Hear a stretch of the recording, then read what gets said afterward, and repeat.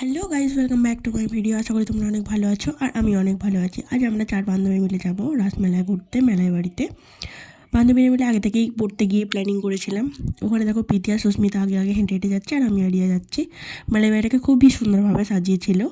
আর তারপর আমরা ভেতরে যাচ্ছিলাম, এত সুন্দরভাবে লাগছিল। এই প্রথমবার এখানে রাস পুজো হচ্ছিল, খুবই সুন্দর লাগছে, খুবই সুন্দর সাজিয়েছিল। এখানে দেখো রাস ঠাকুরটাকে এত সুন্দরভাবে সাজিয়েছে, খুব সুন্দর লাগছে।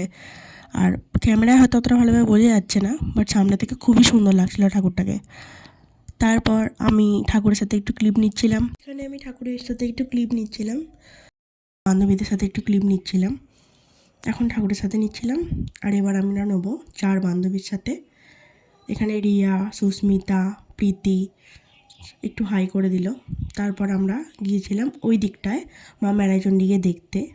আগে আরেকবার ক্লিপ নিচ্ছিলাম, যেহেতু ভালোভাবে অনেক লোক ছিল, তোরা যাচ্ছিল না। মানে অনেক লোকই দেখতে এসেছিল রাজ ঠাকুর। এখানে একটা রাধাকৃষ্ণের মূর্তি ছিল, যেখানে আমরা অনেক দিন আগে থেকে এটা প্রতিষ্ঠা করা।